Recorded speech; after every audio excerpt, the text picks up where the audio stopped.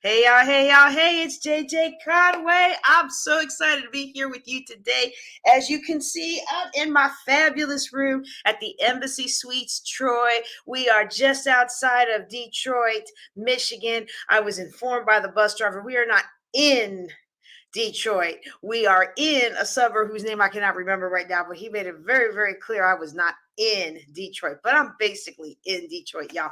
I'm excited, excited, excited because I'm here this weekend for Sean Fair's Leadership Experience Tour. Y'all, if you are a speaker on anything related to leadership, you have got to participate in Sean Fair's leadership tour. I'm telling you, it's amazing. It's amazing. He's got all kinds of high value people pouring into you throughout the entire event. He's got world-class photographers, videographers. I've made several videos today, taken several photo shoots, and just been poured into. And many of you know that I'm executive director for Maxwell Leadership. And one of the things that one of my very first Maxwell certification conferences that I attended, our theme that year was people of value adding value. And speaking of people of value, there's a person of value right there. Hey, Dee, how you doing? Oh, I can't wait. I can't wait to feature your book again. I hope you're doing well. Thank you for being on with me today. So today is Fireside Chat. And I'm going to admit that because I've been participating in the tour and your girl got another ResearchGate met with her doctoral program. What up? Okay, I probably shouldn't do that, Holiness Minister. But I'm so excited, y'all. Look, I've been working on this task 7 for like 6 months. And it got approved this morning. So I hurried up and repackaged it and submitted it. And now for the administrative review, and then I can move on to the project proposal. So this was the establishing a problem phase of the research. Now I got to outline how I'm going to do my research, but I'm not idle. I've been thinking about it and writing some things out. So hopefully this part of it will go fast, but can you tell I'm just so happy? I'm doing something I love to do, which is teaching and helping people change their lives. Got a little preaching in there. And then I'm also doing something that's going to help me change the world. And you know what? I tell you what, if you are a lady today who wants to change the world, especially if you're a woman who looks like me and you have the desire to compete in some of these playing fields, I highly encourage you to think about higher education. Even just being a doctoral candidate has opened up some doors for me that I didn't even expect when I started through this process. So I'm hoping y'all can hear me okay. I'm going to ask you to do a couple of things for me today. I'm going to talk about something before we get started. I'm going to do a little bit of teaching before we get started because there's an opportunity cost discussion that's been coming up a lot with the people who are asking me for consulting, or also just in our natural conversation, or even just in my life. And so what I'm going to do real quick is I'm going to pull up the banner that lets you know how to ask your questions. There we go. It lets you know how to ask your questions. Okay. Those of you who are listening on the free conference call, all you need to do is click *6, and that will get you in the queue to ask a question. All right. And so when you ask the question, it'll do *6, and depending on your carrier, it might ask you to press 1 to confirm you really do want to ask a question. And when I get to a break point, I'll pause, I'll look at the free conference call queue, and then I will be able to call up your hand raised for asking the question, and then I'll be able to actually do that for you. So very, very exciting tonight, but it's going to also be very impromptu because I have not taken the time to go through all the questions that have been sent me and kind of pick out which ones I'm going to answer. I usually don't pre-answer them, you know what I mean? Like, unless they need a whole lot of research, and I try not to pick those for this because I already talked long enough as it is. I try not to pick those for this, but I do try to answer all the questions. So if you've got a question, drop it in the chat, or you can use the askjjc.com form, or you can dial into the free conference call if you'd like your voice to be on the recording. Now, I'm going to get to the point eventually where I'm going to let you do StreamYard and just jump on in and be on screen with me. If y'all would like to do that, drop that in the chat. And if we get enough interest, I'll figure out how to do that without cutting myself off of the recording. Because I'm in this hotel, y'all. I already know the bandwidth is not that great. Okay, so let me pull up the free conference call portal and just make sure that we are good to go there. And then we're going to begin our Q&A. So what I'm doing right now, y'all, it is a little bit of administrative work that I should have done beforehand, but I keep forgetting about free conference call. For those of you who are new to Fireside Chat, for about maybe 6 or 7 months, we were doing it on Clubhouse. And I was kind of late to Clubhouse, because I have the Android, right? Like I have the old Motorola. And I keep saying I'm going to get a new phone, but I just haven't yet. And so let me make sure that that's on there. And so I was late to need on the Clubhouse. So we already started late, and then it just didn't get the traction that I wanted, quite frankly. And so we're going back to the free conference call. I found that I get more participation on free conference call than I got on the Clubhouse. But I got to get back in the swing of that. Okay. Who remembers back in the day when all of my classes, 8 years ago, y'all, all my classes, if they weren't live, they were on free conference call. We weren't doing Zoom. We weren't doing Facebook Lives. I don't even think Facebook Lives were a thing yet. I think live stream was out back then, but you had to pay like $100 and something a month. I was like, forget that. I've got my Kingstown, Keller Williams Kingstown conference room, and I've got free conference call. All right. So I'm going to give you some time to ask your questions. You can drop them in the chat, or you can use one of those other methods. They're scrolling down. If you're watching me, they're scrolling down. If you're listening on free conference call, it's askjjc.com, askjjc.com. Or raise your hand by doing *6. But sometimes, this is interesting as a financial planner, sometimes we don't want to have our voice. We're asking a personal financial question, right? So if that's you today, there's no shame in that game, right? Just go out to askjjc.com. Just go out there and you will be able to ask your question. It's not a problem. I promise you it's not a problem. That's why I set up the form. Okay. So let me go ahead and go out there while I am looking at the responses for that form. I see we've had a couple come in just now. All right. Love it.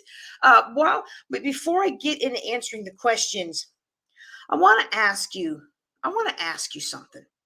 Can I ask you something? Can I start off by asking a little question? I want to know in your life, how do you decide what opportunities to accept and which ones to turn down? Now, there was a time in my life where I was just as capable, super capable. Maybe somebody might have called me Superwoman. I don't know. I may have felt like I was Superwoman, but I could get everything done. Right? I could get everything done. I could get it all done. I could do this and do that, and I would burn the midnight oil. I would burn the candle at both ends. Whatever. Why are all those analogies with burning? I like fire. Fire's pretty, but burning, that should tell you something right there. That should tell you something right there. Okay. So we talk about all this in a negative capacity. And for years, I thought being an entrepreneur was all about exhaustion, and I'm only needing 4 hours of sleep, and I'm getting this all done, and I'm at my son's football game. How many of y'all remember me teaching classes for my son's football game, right? I'm at my son's football game, and I learned how to get slick so he wouldn't get mad, right? Because remember, I did it all on free conference call. I'd have the earbud in, I'd have the phone in my lap, I'd be teaching the class, but to him, I looked like I was cheering him on. Oh my goodness. How many of y'all remember the broadcasts I did from the tent at the track meet? Now, look, if you're not a track parent, you may not know this. I did not know this when I signed up my son for track. Like when you sign up your child for track, you have just signed over your life. It's worse than football, and football is pretty bad. So when you sign up for track, here's what you're signing up for. You are signing up for 2 or 3 hours of driving on a Saturday morning to pitch your tent at like 7 a.m. so you get a decent spot to then sit in said tent all the way till 10 p.m. at night because your child's events are spread out. One is at 8 in the morning, and heaven forbid he does 4 or 5 events. I mean, my son did the shot put, he did the javelin, and everybody on the Sonic Boom was required to run the Relay 100. And guess what? Guess what? All those relays, they were later in the day. They did the 100. He did the relay, which I think ends up being 400 because there's four of them running 100 each. He did the 200. He did it all, and it's a break of like hours. So you're sitting there. I'm sitting there in this tent. My child is. I'm hoping he's not getting in trouble or getting hurt because I don't have the energy anymore to chase after him because I'm nursing a newborn in this tent for 12 to 16 hours a day.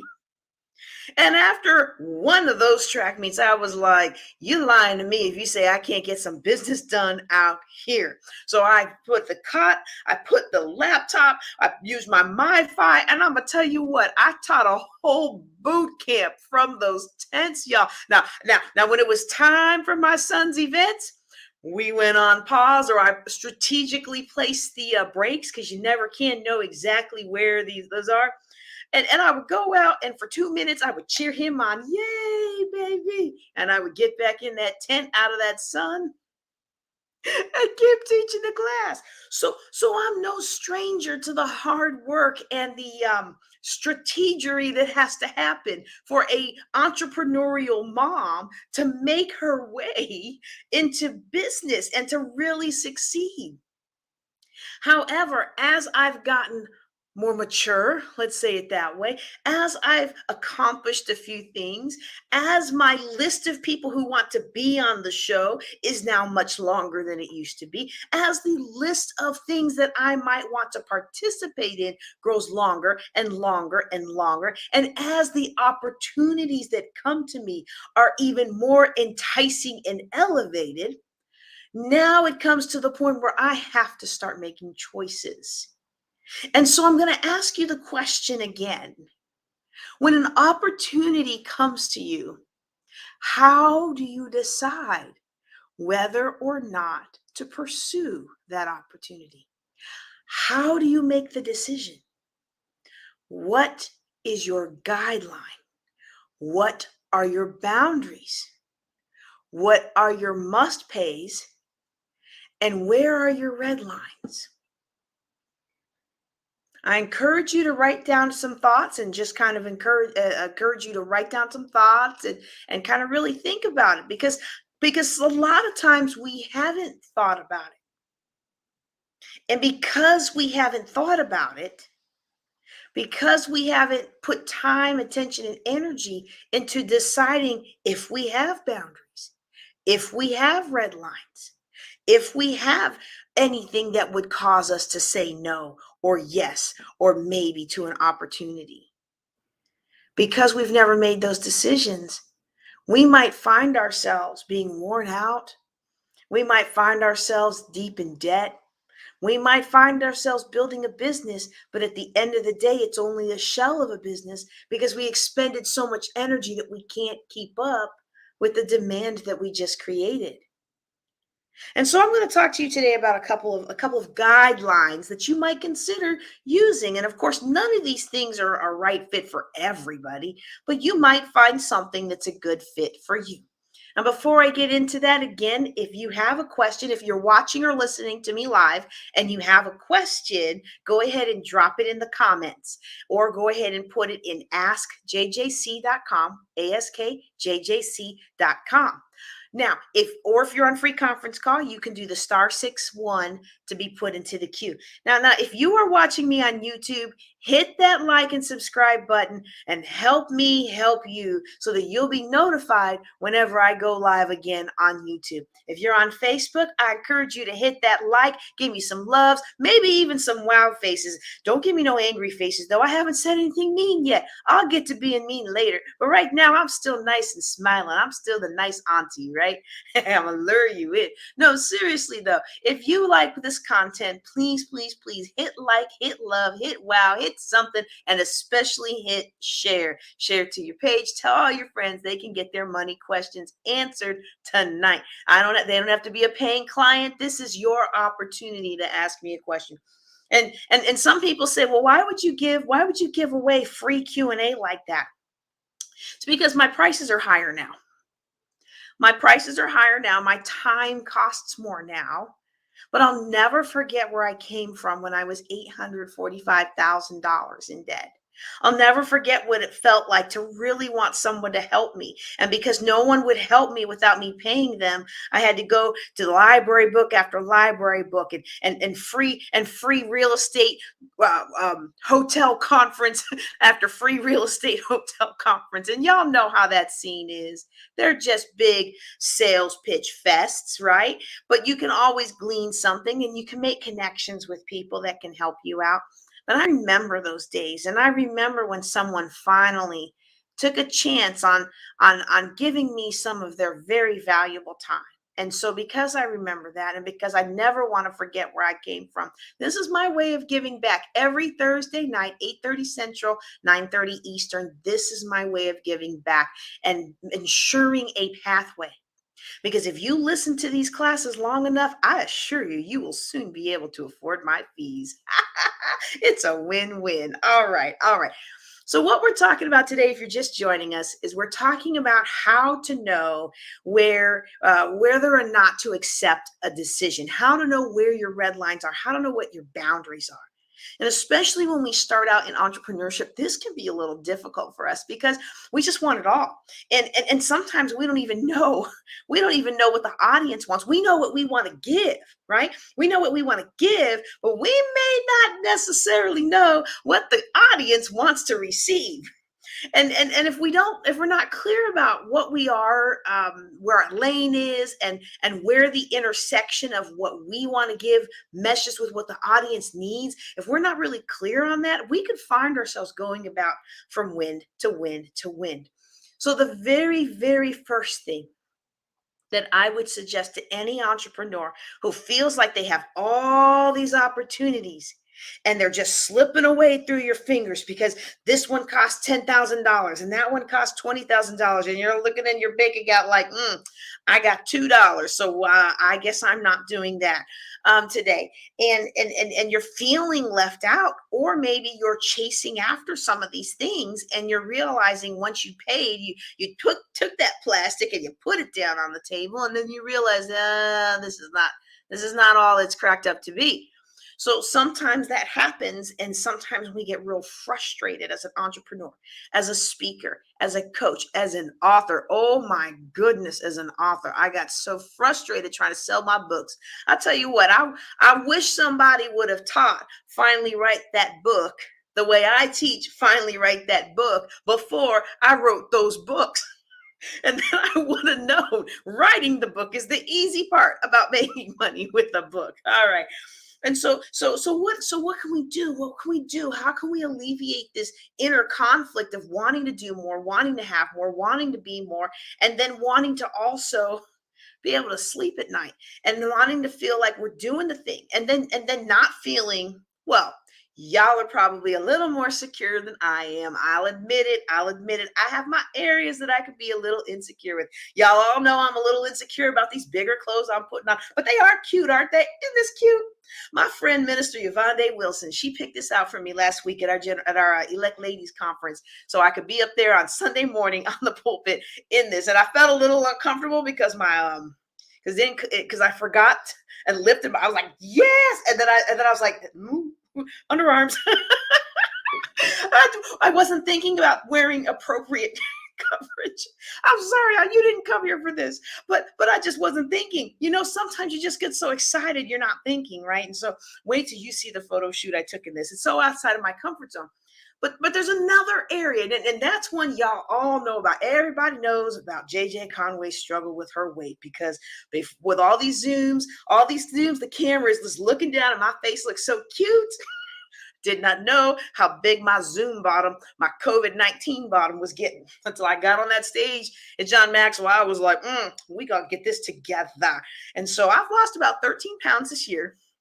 Okay, I've lost about 13 pounds this year, and so I'm making the progress I need to make. I finally got under the doctor's care and started to learn some things about my genetics and about the metabolism and all that. But we all have areas where we feel insecure, and I'm sharing one with you, so you don't have to be embarrassed to go down this thought path with me.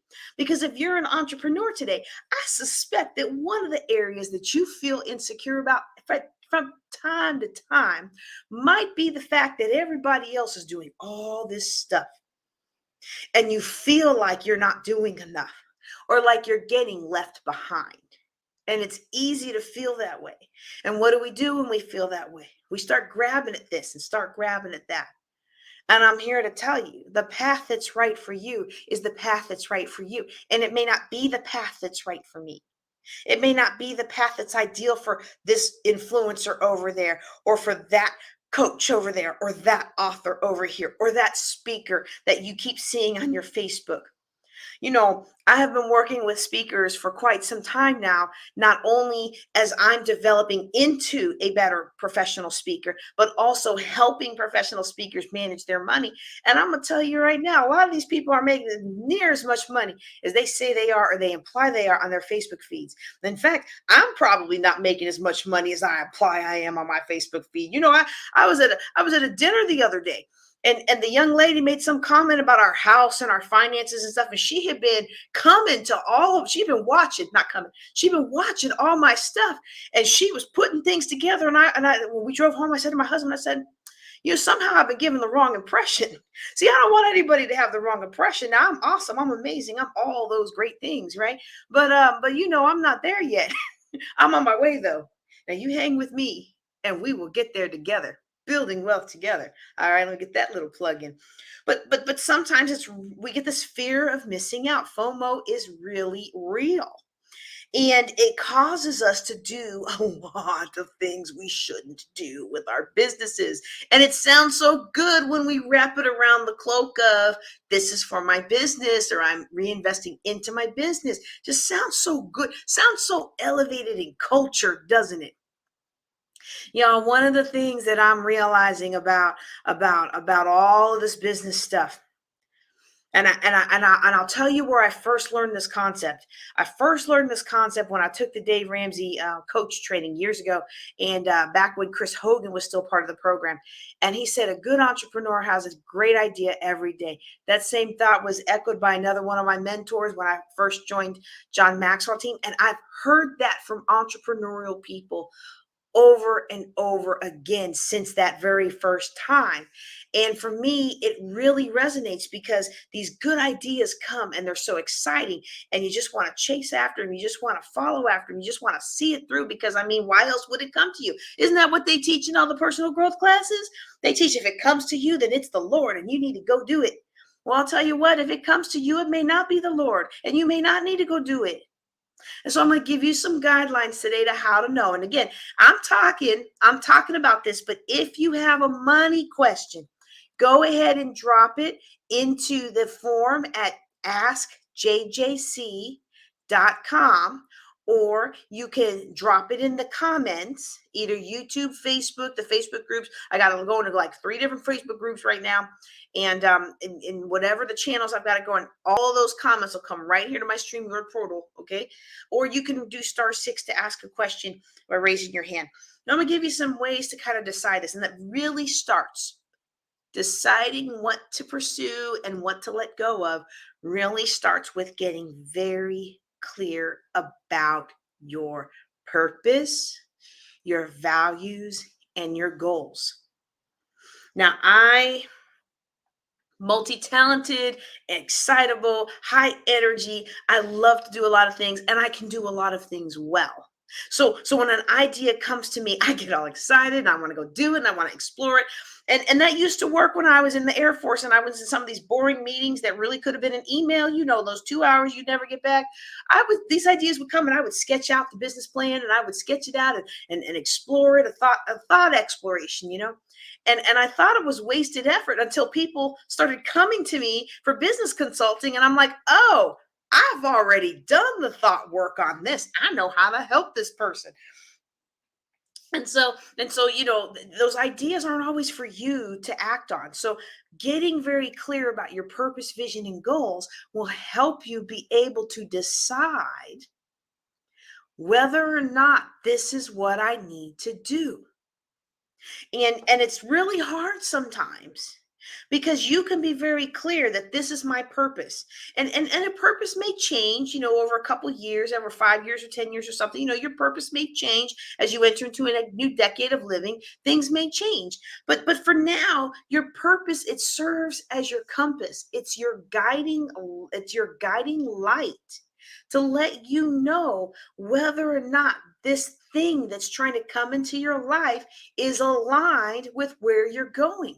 See, many of you today are like I was, or sometimes can still get. Look, I ain't even gonna lie with you. It's just a hazard of being awesome, I suppose. I don't know.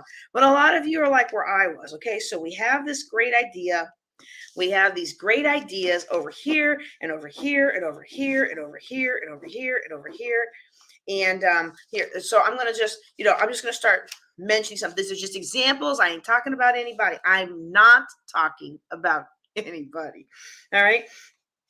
So I want to work with the youth. Y'all know I love Global Youth Mission. I want to work with the youth. I want to help them. I want to help the youth so much. I really care so much about the youth. Oh, now I'm walking around the street. I run into this military single mom. Well, I was a military single mom for a number of years. So I'm really into this military single moms. I'm going to spend my day helping her. And then, of course, me being me, I'm going to work on the organization I found, Military Single Moms. Man, I haven't touched that in a long time. Never mind the fact that I've invited other people to help me with it. But I got to go roll up my sleeves, get knee deep in it, and hang out and work on it, right? Military Single Moms. All right. And then, okay, so that's another avenue of my energy is now expended in this direction, right? And then, well, I do have my ministry.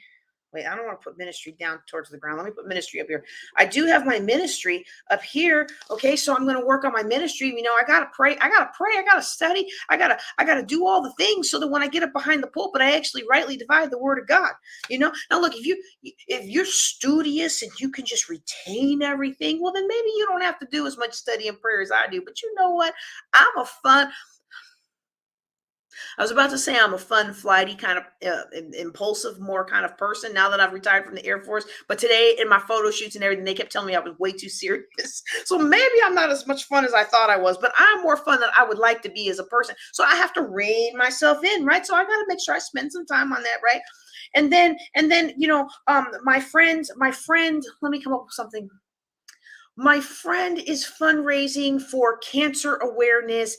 And, I really care about my friend. She's had a lot, she's suffered through a lot. So then she's doing this whole thing. And can I help her plan a gala, cancer awareness gala? Okay. So then because I love her, I'm going to help her plan this cancer awareness gala. Okay. And then I'm going to be on the committee.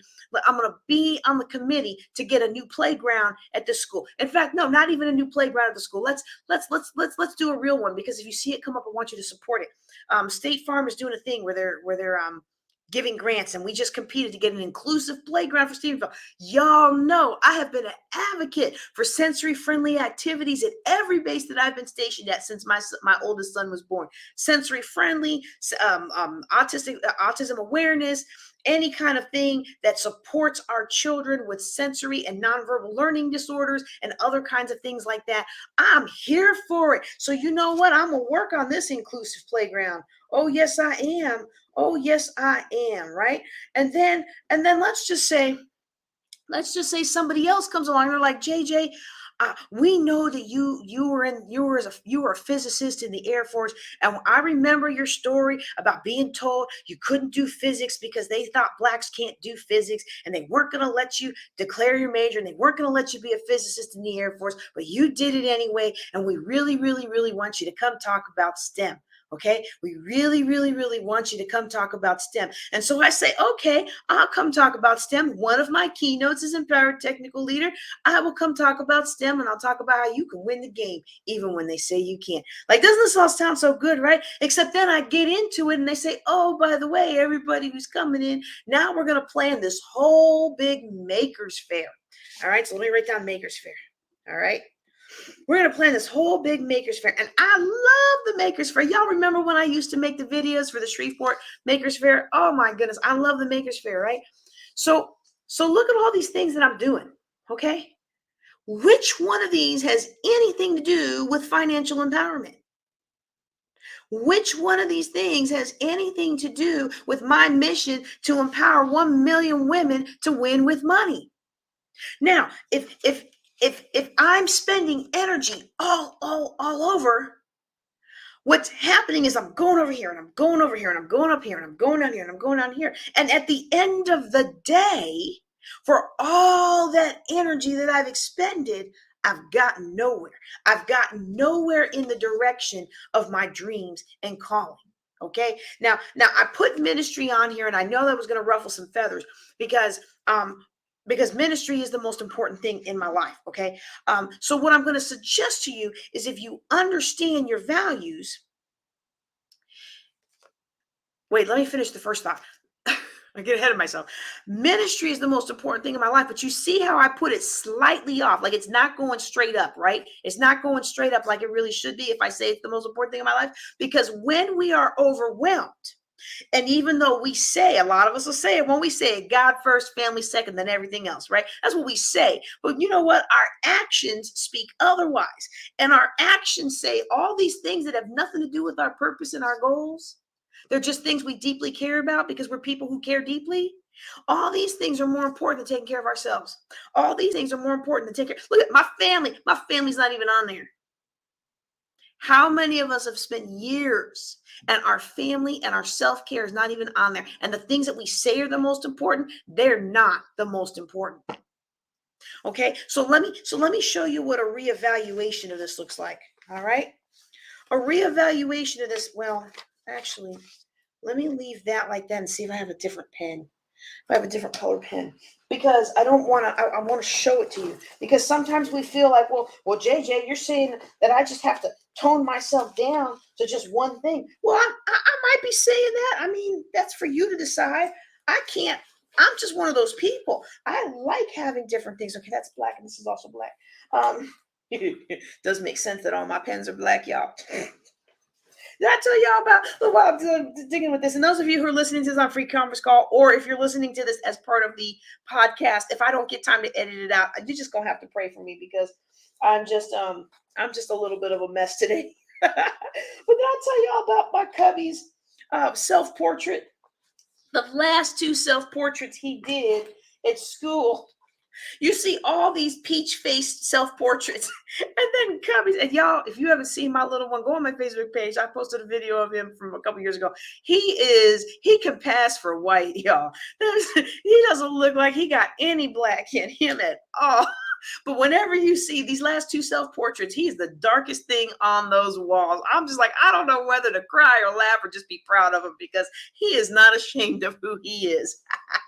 All right. So when we understand our values and our purpose and our goals, and so we have the overarching purpose that guides our life, then we have the values that lead us along with this purpose, right? The things that we value, the things that are most important to us, and then the goals that we use to execute the vision. Okay. When we understand that, then everything gets put into place. And so if you're listening to this on the podcast, or if you're listening to this on the free conference call, you're going to need to go to my YouTube channel and be able to watch the full thing. Because what we do with the podcast is we take the fireside chat. So I don't have a lot of questions today, so I may not have enough for a full episode, but we take the fireside chat and we split it up into the Wealth Building Wednesday podcasts. So maybe what I'll do with this one will just be 2 Wealth Building Wednesdays. But what we have to do is we have to evaluate everything against our purpose. And my main ultimate everything purpose in life is to equip God's people.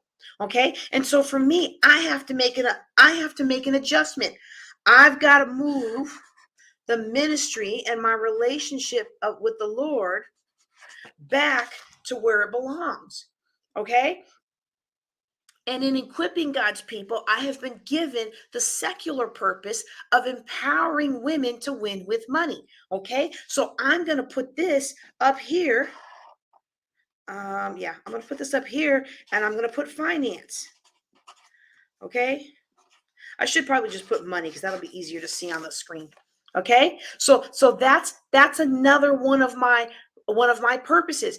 Another purpose that I feel very strongly about, and we've woven them all together into a big purpose statement, and I'll explain that to you later in a follow-on workshop that we're going to do. Another purpose that I have is empowering the next generation so we can change communities. I'm not going to change communities to people my age. People my age are mostly set, and they're starting to get set in their ways, right? People my age, they don't often want to learn. I love being in this environment. Like if you're just joining us, I'm live in Detroit. We're at the Leadership Experience Tour, and I'm here filming and doing this in my hotel, my suite, my nice little suite here at the Embassy Suites, right?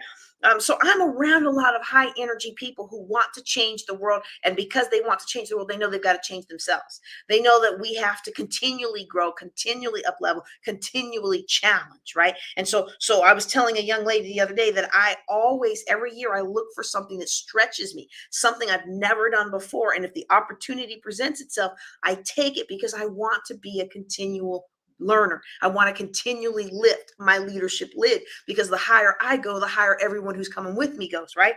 And so you can't, so I'm that way. And the people who are here for this leadership experience tour, they're that way. But most people that I meet, they're like, let me just go home and sit on my couch and watch some TV after work and crack open a few cold ones because I hate life and it's not ever going to change. They have no hope and they have no desire to even acquire hope so that they can be able to change. But if you catch the next generation, now you're able to affect generational community change. Okay. And so I'm going to put youth up here. Okay. I'm going to put youth, but notice how I moved youth. Okay. Youth was out this way. And now I've moved it up a little closer. And this becomes then my core cone of purpose. Okay, this look like a diamond, doesn't it? Oh, it look like a diamond. All right, this becomes my core cone of purpose. And so I love my military. I founded Military Single Moms. Look, I found it when I became a single mom, and I didn't know how to be a single mom with my family on either coast, and I was in Alabama. And another lieutenant colonel moved to our base, and she said, "Here's what you do: you start an organization for other single moms at your base, and when you start that organization, you guys can all come together and help each other." And she said that's what she did at her last base, but she was coming to this base in Alabama to be a commander, and she didn't want to have that kind of responsibility to start something. Plus, I think her kids were already older, and she didn't need as much help with them as I did. My son was 3 when I got divorced. My oldest was 3 when that divorce happened. Okay, and so I greatly care about military single moms. But that's not in my cone of purpose unless I'm teaching them how to have a business, because then it comes in here in empowering women for finance. Unless I'm teaching them how to manage their money, then that comes in here. But a great amount of the work that's done in military single moms has nothing to do with that. For a while, I was going to open up a daycare for moms when they deployed, because so many moms would write me these horrible stories of what was happening to their children while they were deployed. And I had something very bad happen to my oldest, and I'm not going to tell that story here, but he has been scarred for life. I can't wait. I hope and pray the Lord breaks that, and heals him of it. But something happened to him that has the capacity to affect him for the rest of his life if the Lord doesn't come in and heal. While I was deployed, and you're in the desert, and your son's telling you, well, this happened today, and you're like, you can't do anything about it. I remember how that felt. So I care deeply, but this is not my lane. This is not in my cone of purpose. Let me write that on here because that sounds pretty good. I just made that up. Look, I just made that up, but you can use it. But look, I'm letting you know right now, it's our video. You create it and you want to coin that and you trademark it. Don't you sue me. I gave it to you. I can use it. I got rights in perpetuity. Okay, that's my cone of purpose, right? It's not in my cone of purpose. So while I care and I might volunteer from time to time, I am not going to expend gobs of energy unless the energy I'm expending falls in my cone of purpose. I will donate. I will continue to pay for the websites because I can do that cheaper than everybody else can because I still have my web host credentials. So I can do that. It's not a problem. I don't mind. But somebody else, this is in somebody else's cone of purpose. It's not in JJ Conway's cone of purpose. It served a need. I'm glad for the need, but it's not in my purpose. I hope that's making sense to you today. Okay. So then let's come on down to the Makers Fair. Do I love the Makers Fair? Of course I love the Makers Fair. Anytime you got a Makers Fair, I'm showing up. If I can get there, I'm showing up. I'm bringing my camera. If you let me speak on your stage, I will speak. If you let me have a booth, I will sell my books. I will walk around and I will highlight all the vendors because that's what I do. I'm good at doing it. I'm good at helping people build their businesses that way. That is something I will do. But I'm not going to be on the planning committee for your Makers Fair. Not because I don't love it. I do love it. Don't you see the excitement in my voice when I talk about the Makers Fair? It's not in my cone of excellence. Supporting the vendors who show up to the Makers Fair, helping them on their business, getting their business and encouraging them on their business falls into my cone of purpose. But planning the event doesn't fall on my cone of purpose. And so I have to respectfully decline. Okay. We're going to do the inclusive playground. Y'all know I'll care deeply about inclusivity, especially for those who have learning disabilities that are not easily visible to the eye. It's one thing to give up your seat on the bus for someone that you can see is walking on a cane, but there are a lot of other people who suffer disabilities that you can't see, and people treat them so bad, and when they're not performing to a certain level that you would expect somebody who has I was about to say normal, but I guess average is really the truth because it's not even super smart. Average use of their faculties and our society, as tolerant as we are, is still mean to this group of people. Right. So I care deeply about the inclusive playground. Y'all saw me posted on Facebook. Facebook only, that took 2 seconds out of my day to go vote and ask you to vote. Didn't take a whole lot of time or energy or commitment away from my cone of purpose. So I'm going to do things like that. But it's not in my cone of purpose. So I'm not going to be on the planning committee. I'm not going to go around from door to door to door to door every single day. Now I might join you one day, but I'm not doing the effort that somebody else should be doing who has this in their cone of excellence. All right? Cone of purpose. Cone of purpose. Let me get my trademark right. It's not my trademark. I didn't trademark that. I just made it up. All right. Same with the cancer awareness gala. Do I care about cancer awareness? Of course I care. Now, none of my immediate family members have died of cancer, but I've had several friends who've died of cancer, various forms, and I care deeply. So will I donate? Yes. Will I show up and walk? Yes. Will I advertise it on my channel? Will I give you a commercial? Absolutely. But am I going to spend all my time planning on this? No, I'm not, until my purpose changes to include it, or until there's something in there that falls in my cone of purpose.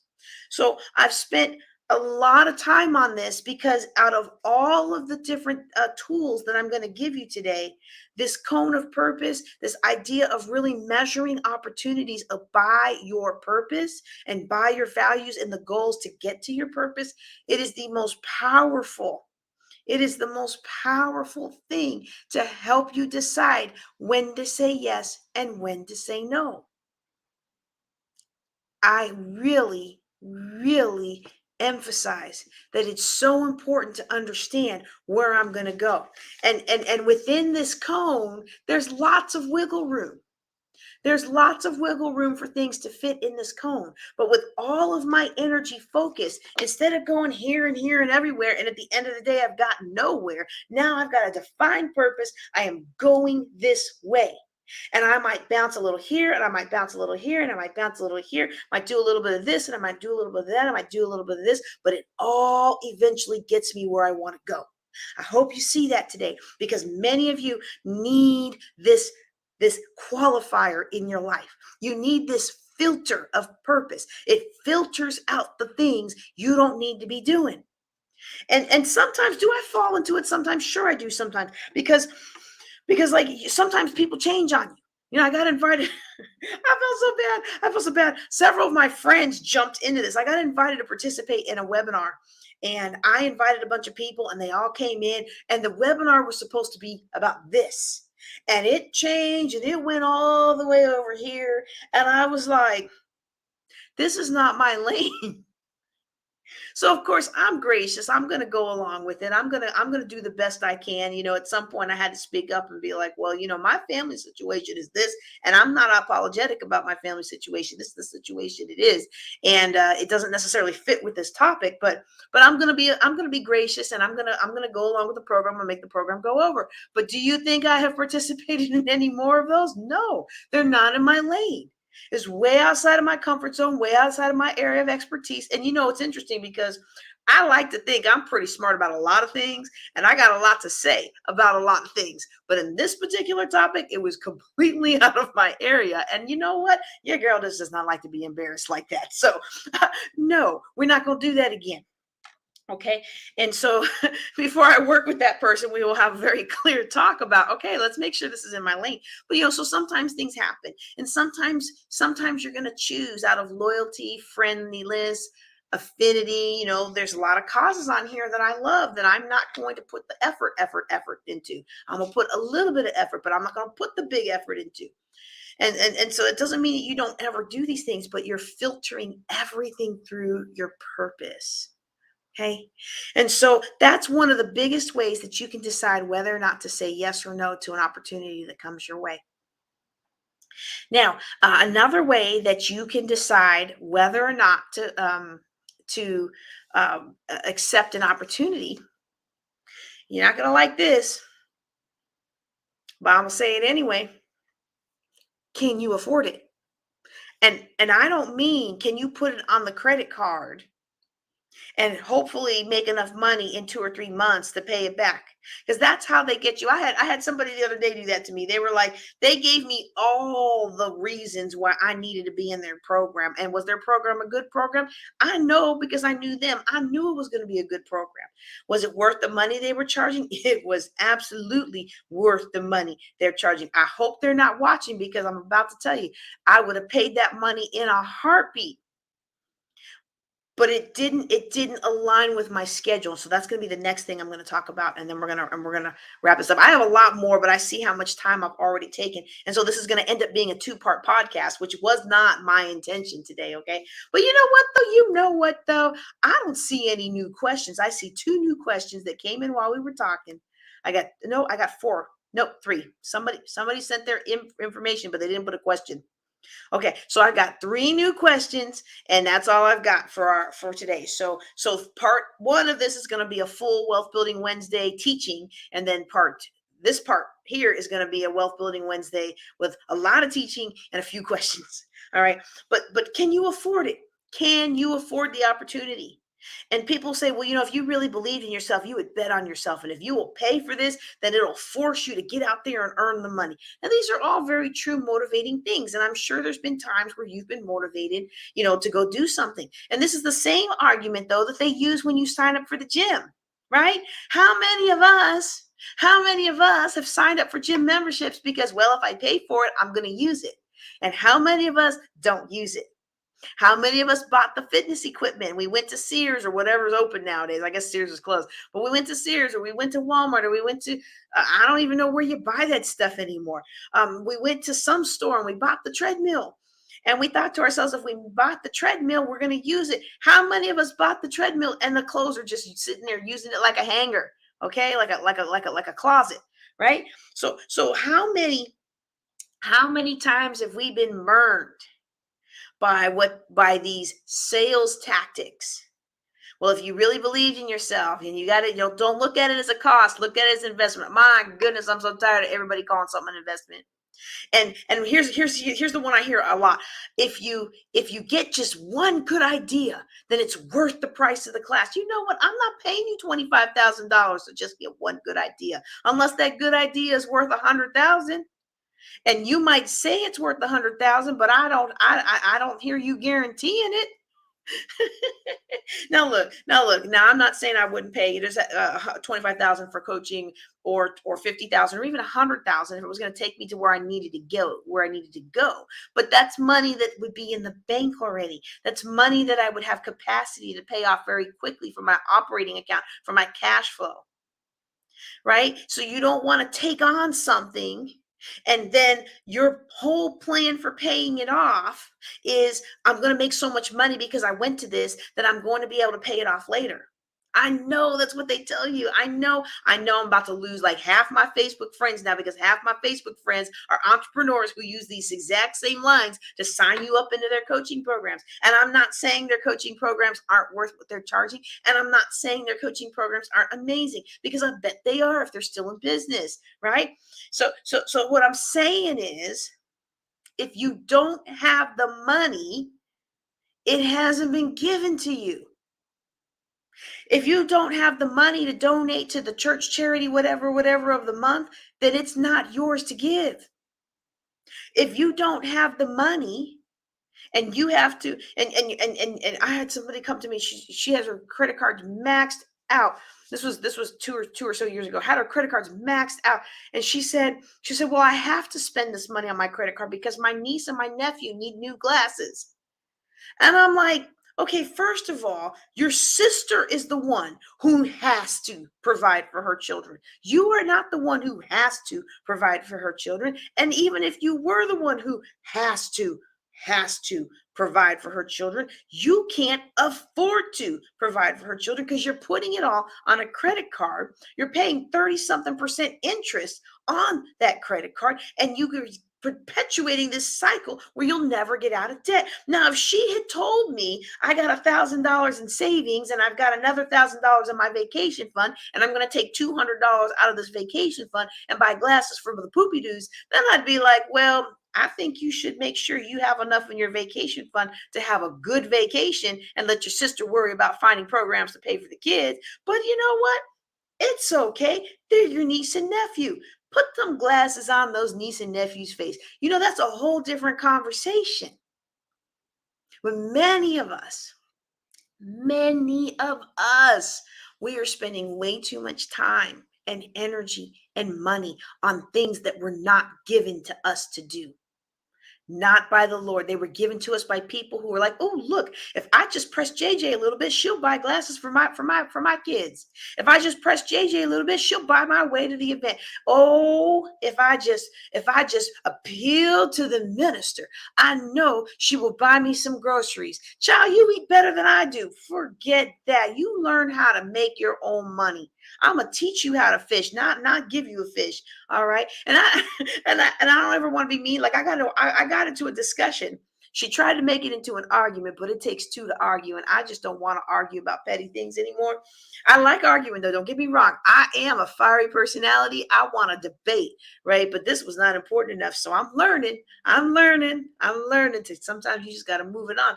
But she wanted to get all in this discussion about how the church is wrong if they don't always pay for everything everybody needs. And I thought to myself, I see what you buy with your money. You wrong for not managing your money. I didn't say that. Okay.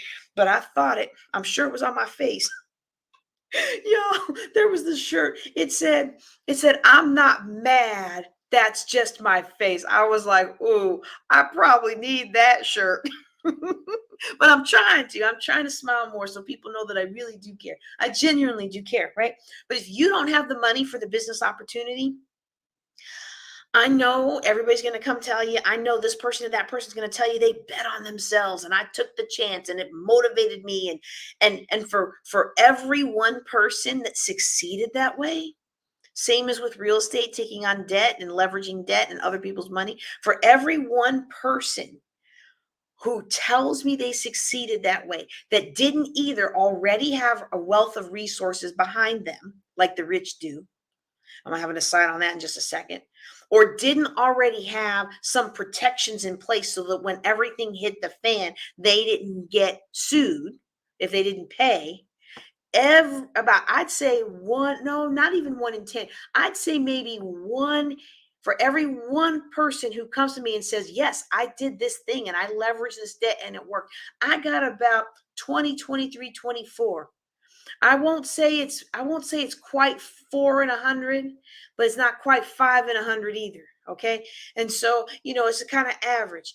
Most people that talk to me, they lose with those propositions.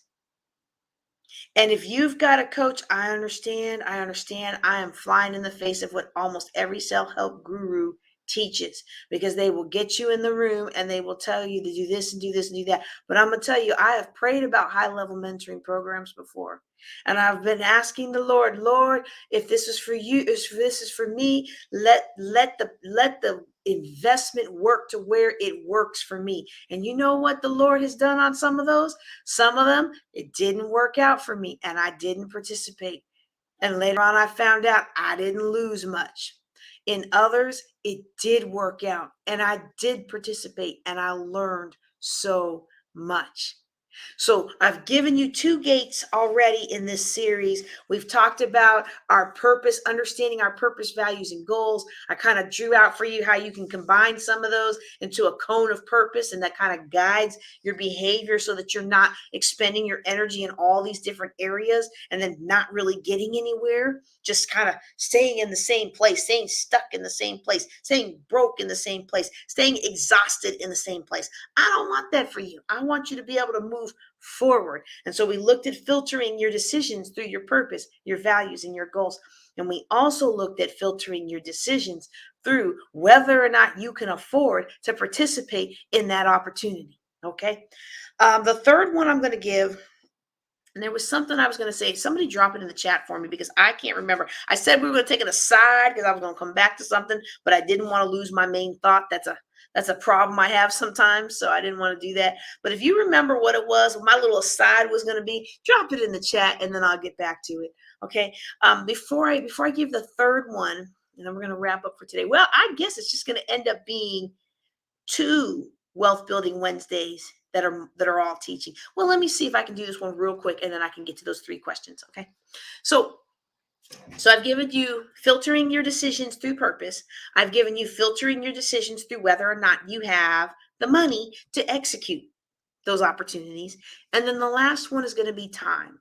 And sometimes it really hurts to our core to not participate in something because we don't have the time. And we see all of our friends are signing up for it. And we just think it's going to be so juicy and it's going to move us forward. But if you don't have the capacity to really internalize that information and grow from it and be able to move forward, then it really isn't the right time in your life to incorporate that into your life. And I've learned that the hard way over this last year. The first time I failed a class in my doctoral program, now failed is a C. It's not an F, but still it's a C. I had to repeat the class. That was the semester where I was having to reconcile my father's affairs. So many of you know, 2 years ago, he passed away right before Thanksgiving, and then he passed away. We laid him to rest right before Christmas.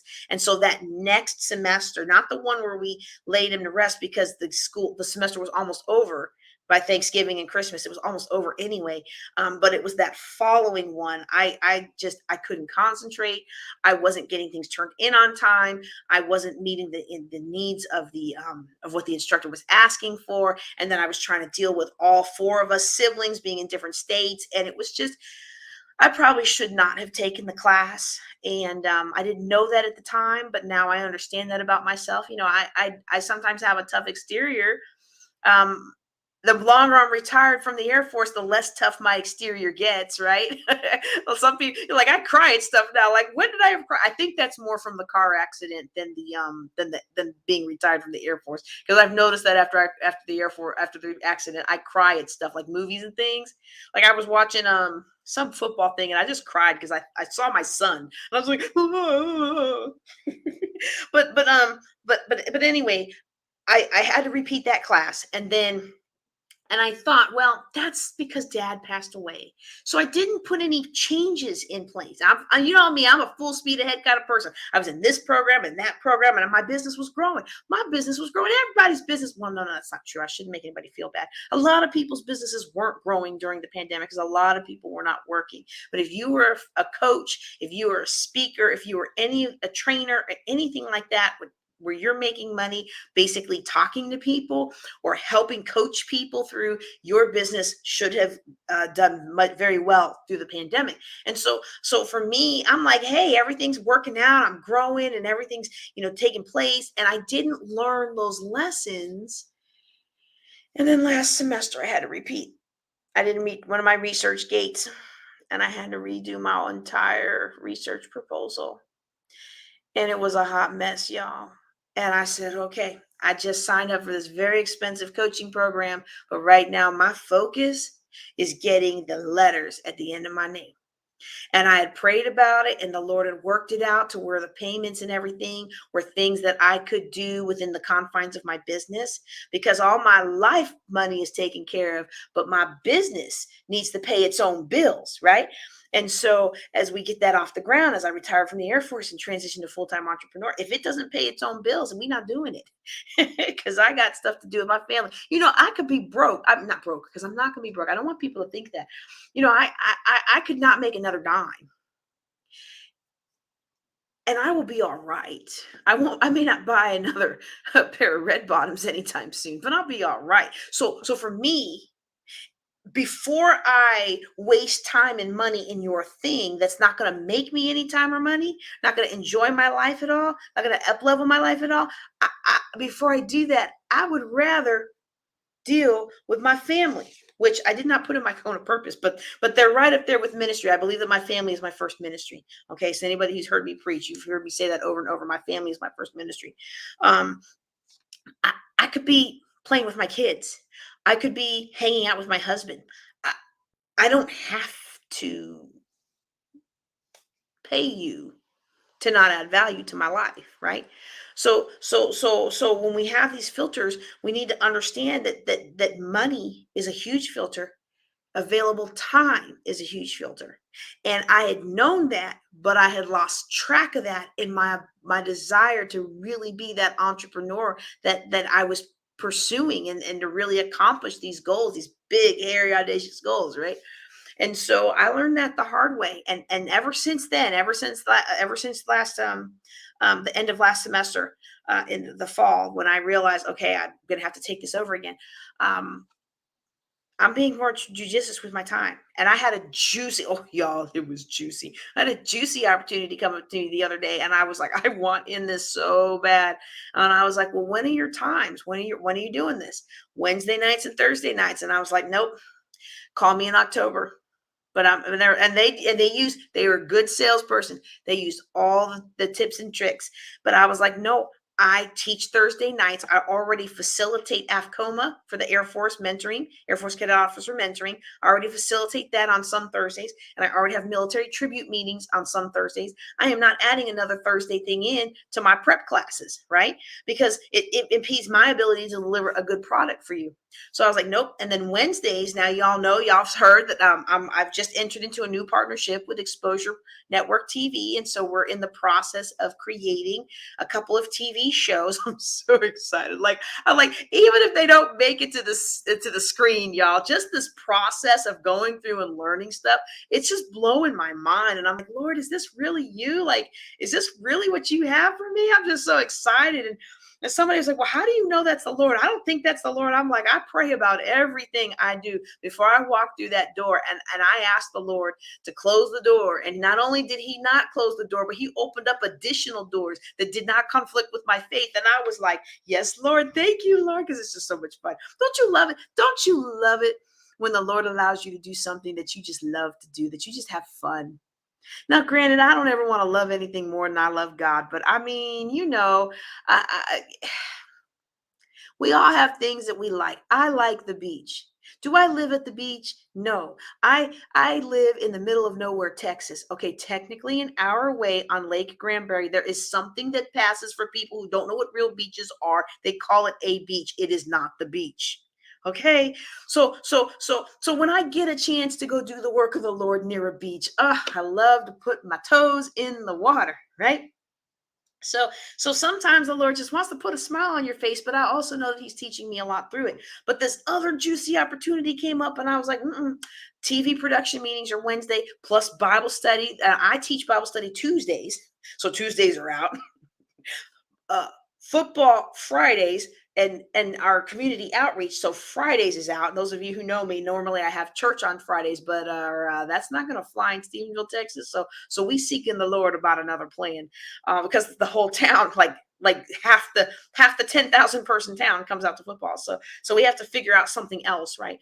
Um, once we open up a church, but I support other Bible studies on Wednesday, and I go to other Bible studies on Thursdays during the day. So I'm just getting involved in the community. But those times are sacred to me. That Bible study time is important to me. It's part of my purpose. And even if it's not my ministry, if I'm supporting, like, another one of our ministers in our jurisdiction has Bible studies Thursday. So if I'm free, if I'm not teaching or facilitating another meeting before I teach, I'm going to attend his Bible study. It's what I do. It's part of who I am, right? So I'm not messing with the things that I've committed to for either the Lord or for these other things. And so I was like, nope, not going to happen. He's like, well, maybe I can do it during the day, or maybe we can do this and do that. And I was like, if you want to, that's great. Let me know. Otherwise, call me in October. My Wednesday nights should free up in October. And and I could tell that he was not used to people being that direct and that assured of their time, because everybody is afraid of missing out. And he's like, well, we record all the sessions. I'm like, no, if I'm paying that kind of money, I want to be on live with you and I want to be able to ask my questions.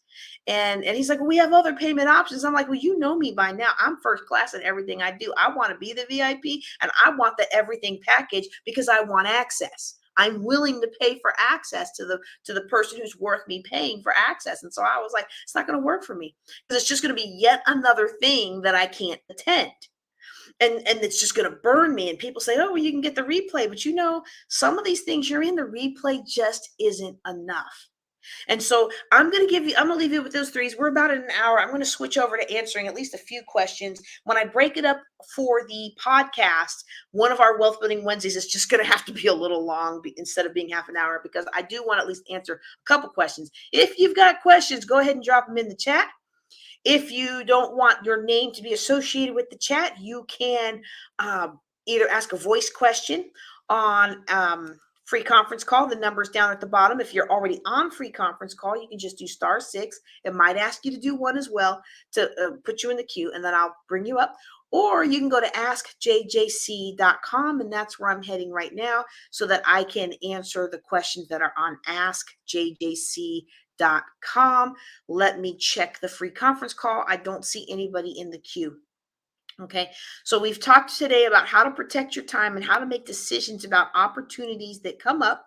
And I've given you 3 things that you can use as a guideline. The very first and most important will be your purpose, your values, and your goals. Your purpose, your vision, and your goals. I probably said that wrong earlier. Your purpose, your vision, and your goals. What is the purpose that you've been called to do? What do you vision for your life in light of that purpose? And then the goals that will help you accomplish it. Yeah, I think I said values, because y'all can probably tell I was like stumbling over my words, like, when did values get in there? Well, I'm gonna roll with it.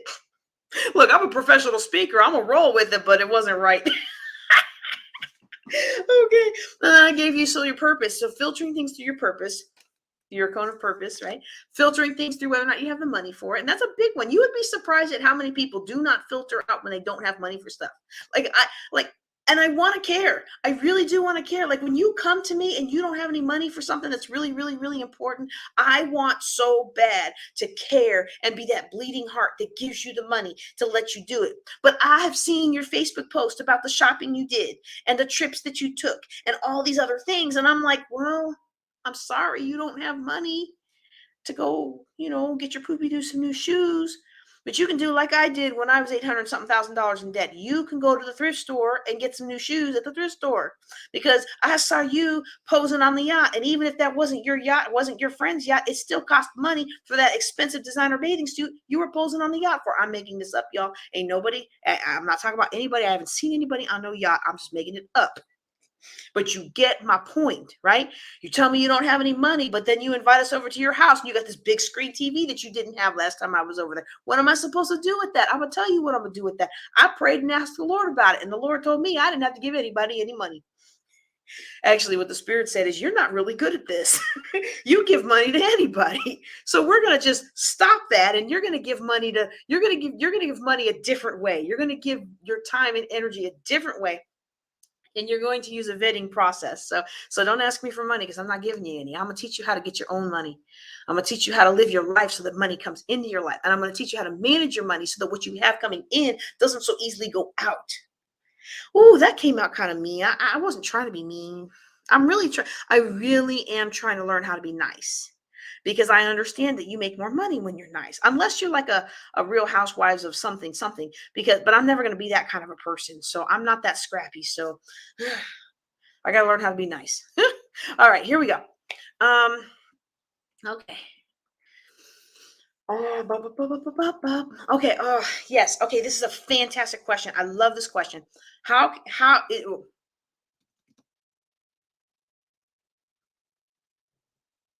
sorry, I had to yeah, I had to make sure I understood it, because I try to paraphrase these. I try to paraphrase these. Okay, so how can I become debt free again and save for my retirement years when I'm already older? Okay, so that's basically the gist of what this person is writing. And so I really love this question, because one of the biggest things that people who come to me are afraid of is that it's too late for them to win with money. And I want to let you know, it is not too late. It is never too late to win with money. It's not too late to start turning things around. It's not too late for you to be able to buy your own home. It's not too late. It may be expensive to get insurance depending on how old you are and how many health conditions you have. But at this point, we are at our lowest prices for insurance in ages. This is the time to go get you some life insurance, get you some term life insurance, and make sure your next generation has the wealth that you didn't have. All right. So this is a great time to do that. But how can I be debt free and save for my retirement years when I'm already older? And so this person does not give me their age, but I'm imagining if they're calling themselves older, they are probably 50s, 60s, maybe even 70s. Although I have found that, that particular demographic really doesn't like to use the phrase older, so I'm not quite sure. I found that interesting. I went to a intergenerational communication class, and they were like, look, this is the generation that used to say never trust anybody over 30. And I thought, wow, it's been so long since I seen 30. I don't know when I would have ever felt that way. Like, it's so long ago. It's like an ancient history, right? Never trust anyone over 30. And then I was like, oh, now I understand why none of these people want to be called grandma and grandpa. None of them want to be papa or granddaddy. They're all Mimi and Gigi. And what did hear the other day was like Lily? I was like, what's a Lily? And they were talking about their grandma. And I was like, oh, okay. I'm sorry. I'm sorry. I'm sorry. I'm part of that. You know what? It's so funny, because this person who did the seminar, she was spot on about my generation, Gen X, the latchkey kids, cynical about everything. People just kind of stuck us in the corner and forgot all about us. And boy, she had me pegged. At least I was like, ooh, I resemble those remarks. Okay. Okay. Okay, so when we have some years and experience on us, it is still possible to save and get debt free. And I know sometimes it feels like we don't have the time, we don't have the energy. Sometimes we have medical conditions that are really hindering us, and sometimes we feel like it's too late to make a change. But I want you to know, it's never too late to make a change. It's never too late to win with money. It's never too late to decide that right now I'm going to plant this flag and hold up the values and purpose of my family and the future of my family. And maybe you don't have family today, but surely there's something in this world that you care about, and you are uniquely positioned to be able to do something about it. I know sometimes the body doesn't work the way you want it to work, but something you have that young, strong, healthy people don't have is you've got experience, and hopefully you've got connections. And if you don't have connections, you have the maturity to be able to go out there and build connections. And there's so much wisdom wrapped up in these frail bodies that don't want to cooperate with us, that need medication and need extra rest and need this and need that. There's so much wisdom wrapped up in these bodies that if you can find a way to express it, you will be able to be a blessing. And when we bless and we bless of our emotional and intellectual intelligence, our emotional or our intellectual abundance, then what comes back to us is abundance in all those forms and in the material. It all comes together, okay? And so it is possible, but it starts with the foundations of financial management that I mentioned earlier. Getting out of debt, having a savings so that you can face emergencies with power instead of fear, right? Having that savings, getting out of debt, and investing for your future. Now, I've had somebody come to me and like, well, I'm in my 60s. How am I ever going to be able to get out of debt and invest? I need money to invest. It's going to take me a couple years to pay off this debt. I don't have enough years left. There are techniques you can learn to buy property without even having to take out a loan. And I'm not talking about all these fancy, costly things where you go to some seminar and they charge you $3 or $5,000 to be part of their buying club. No, no, no, no. I'm talking about you're helping somebody out by saying, I will take over your loan, sign your house over to me. They walk away, and all you have to do is start paying their mortgage. It's called subject to. There are so many creative ways to buy real estate that don't require you to have money or don't require you to go into any kind of debt. I mean, any kind of debt. Okay. These things are all possible. But in order to unlock these possibilities, you first have to do your part. You have to build up a savings, a little, at least enough to handle the kinds of emergencies that you face in any given year, and you have to get out of debt.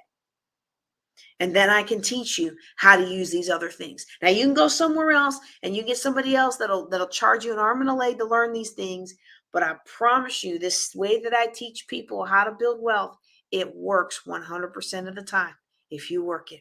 Those other things work for some people. They don't always work for everybody. So that's what I would recommend. I would recommend being aggressive with the debt free. By aggressive, I mean we're not buying anything we don't need to buy. We're not buying anything on loans. If we need a new car, we're saving up for it. We're working extra hours for it. We're doing whatever we need to do so that we're not going back further in debt. We're stopping anything in our lives that isn't contributing to paying down this debt.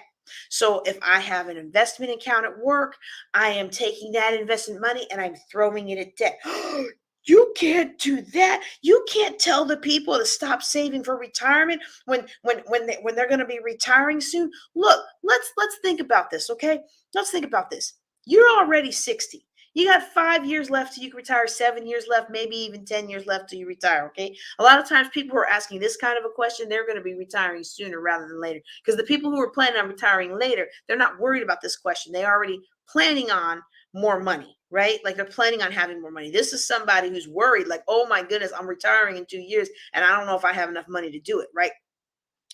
Your 2 or 3 years of getting that match from your boss that isn't going to turn into anything appreciable in the market that we're in the next 2 or 3 years isn't going to help you near as much as paying off those 12, 24, 36% credit cards and getting out of that car fleece. All right. So those things will help your financial future more than the couple of years that you're going to be putting into your to this so that you can get vetted for your 401k.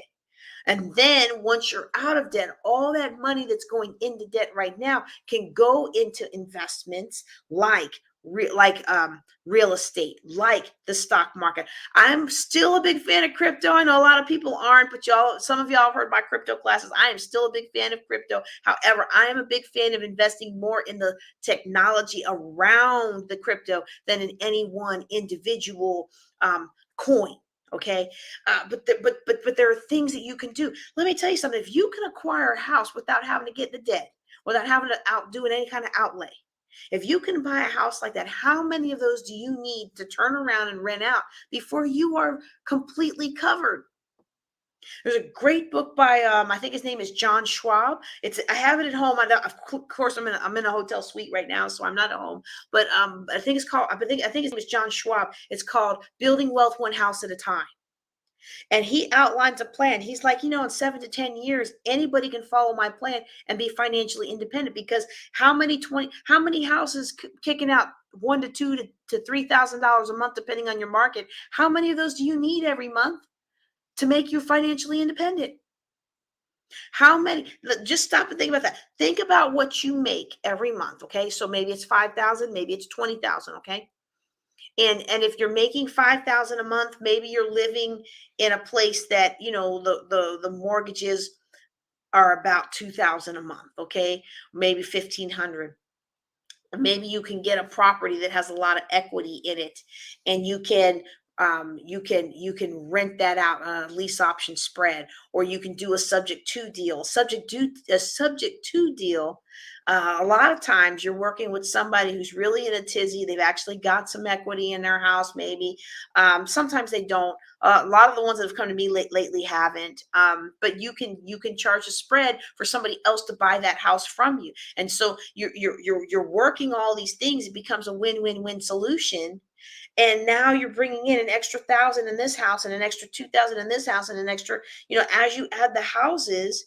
Most of us in the markets we're in, if our income and our outgo is average for the market we live in, most of us can be financially independent with just 3 or 4 houses, if you're not taking on a whole lot of debt to get there. So this works if you work it. Okay. All right. All right. The next one is this one is how to get private money for my investments. Okay, so I'm not going to answer that in full today. I don't think we had our private lending class yet. Let me see if I have the schedule here. Building Wealth Together episode plan. Oh, no, that's the podcast. Let's see. If I have it quickly, I'll bring it up, but I may not have it quickly enough to bring it up. The other day I was looking at my year. So I plan out the year. Everything I'm going to teach has already been planned out. And except for Fireside Chat, because it's a free for all, right? Nope, I don't have it here. So I could, it's probably on my desk at home. But I teach a private lending 101 class. I'm not a big fan of taking on private money. I'm okay with partnering. I'm okay with JV. I'm okay with a lot of different constructs where you are not beholden to the other party if things go south. But I'm not a real big fan of somebody who has their first or second deal taking on a lot of private money, because one, you don't know what you're doing yet. You don't know what you're doing yet. You don't know about how, when you start turning on this water, you can get all this mold. You don't know from experience, what appliances to do. You've seen. I don't want to be mean, but you don't know what you don't know yet. And so I don't want you to take people's money. I don't want you to take people's money and then lose it, and then now you're in the hole.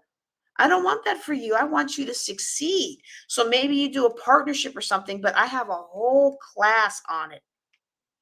I'm really surprised that it's not up at the top, but I'm here for this conference. So almost everything I've got open, that I have recently opened, had to do with that. So that's probably why.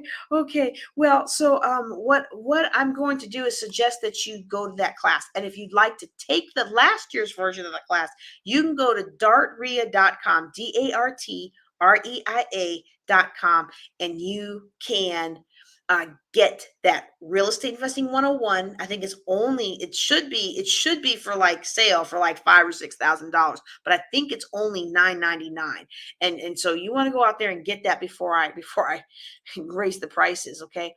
The last question is about getting out of my daily rut and not wasting time on things that don't contribute to my future wealth. That's what we talked about the whole day today. So we're going to go ahead and close it out. I'm going to do one more check for raised hands on free conference call.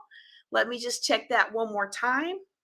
I don't see any raised hands on free conference call. If you're trying to raise your hand on free conference call, I am sorry, but I don't see it. I want to thank you for attending, though. It always makes me smile when I see the number of attendees on the portal there. And let me check again for the responses in Ask JJC, see if any came in while we were talking. Nope, that's the same ones. Okay, well then that's going to close us out. Wait, let me check my comments on all the Facebooks and YouTube channels that we're broadcasting to. I don't see any other questions, so we're going to wrap up for today. I want to thank you for being here today. Now, if you've enjoyed this, it will be up for maybe about a week or two, probably just about a week because my StreamYard queue is pretty full. Go ahead and like, subscribe, share, send this to a friend or two who you think could use this information, and let's help build wealth together. That's all I've got for you today. If you're just joining us at the end, I'm JJ Conway. I want to thank you for being here today. You take care and be blessed.